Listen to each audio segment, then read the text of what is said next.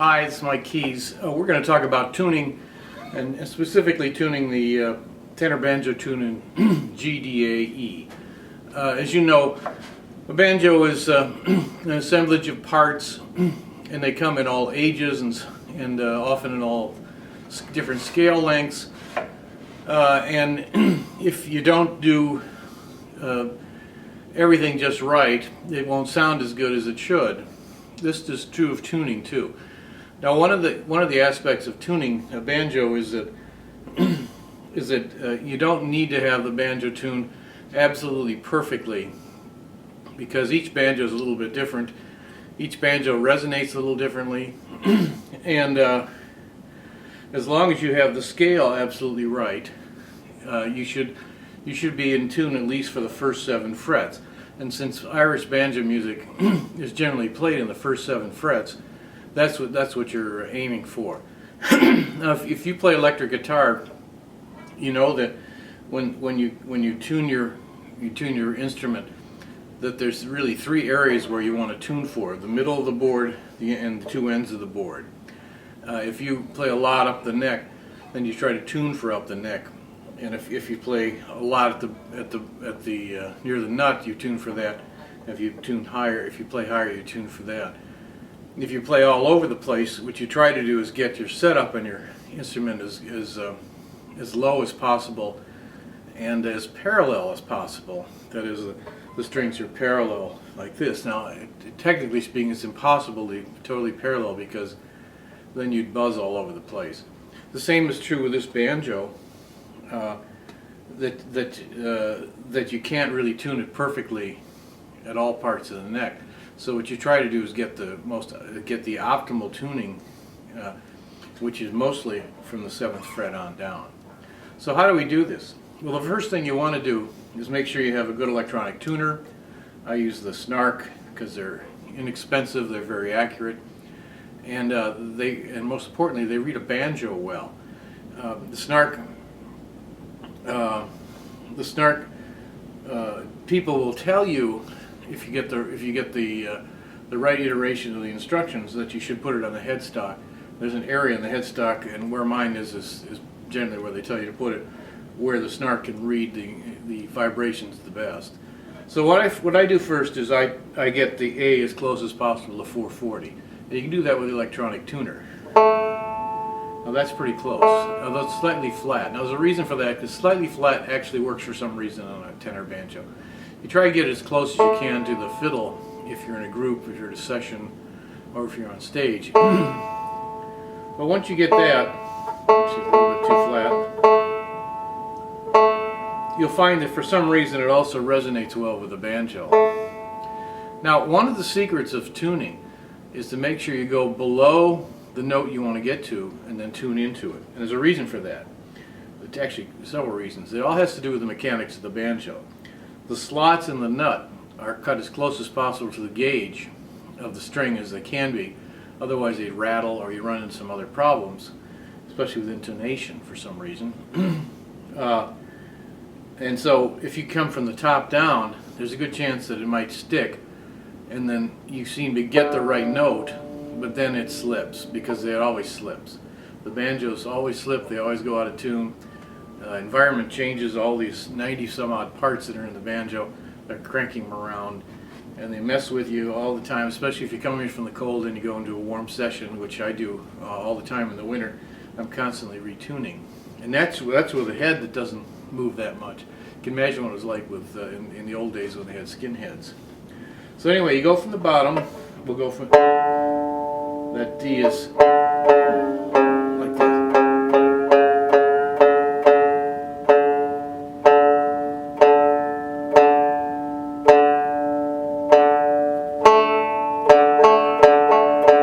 Now that's that 5th interval right there. And you can feel it a little high there. So when it gets a little high, you pull it like this. And then get you back into where you can tune it. And when it's just right, you can feel all the strings are in sync with each other. The whole instrument's in sync. You can feel everything vibrate. Then we go back. I usually do the A first, do the D string, then I go to E string. Now E string's a little flat. Did you hear it kind of go in?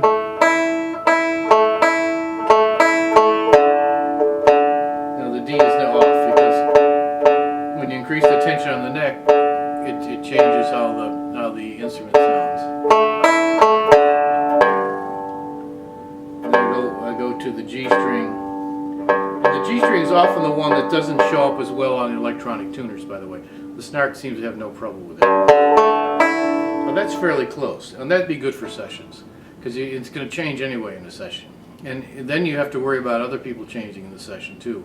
So it's often, let's see, again, and the reason for I have for this is this is an old neck with old tuners on it. And this G tuner tends to slip a little bit,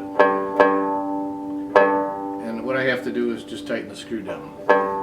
So what you have, old parts, new parts, many parts, the banjos will go out of tune no matter what. You try and get it close on the electronic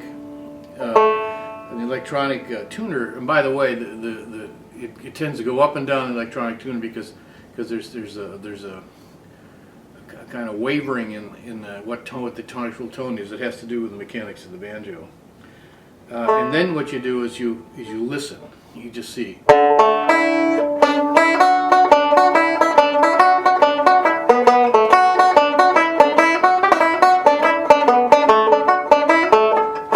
that sounds good.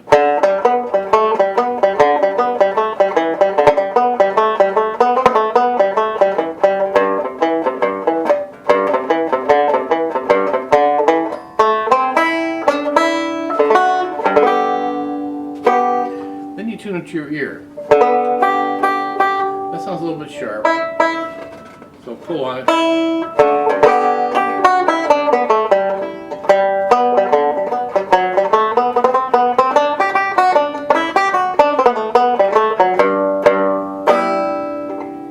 Alright, that's the important part. You tune it to your ear because banjos are not tuned to perfect intervals. They're tuned to what sounds best. And it's real important to do that. So, say you're going on stage now. You want to get the tuning absolutely perfect, right on with all your fiddle players and then especially your whistles and your accordions if you have them, because they tend to be, you have to set to them. You can't, because they are often not able to set to absolutely perfect 440. So you set to them, but then you want to check and see how they are relatively speaking. So you can go here. That's the 12th harmonic. I always check to see if my bridge is correctly placed. That's pretty close. Now you notice how the bridge is angled like this.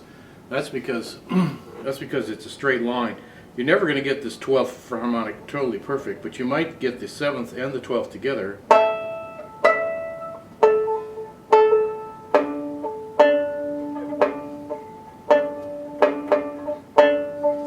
That sounds like the G is a little sharp, doesn't it?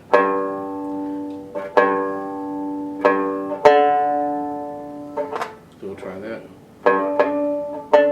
There we go. Just a little tug on the string gets everything set up. Now this is ready to go.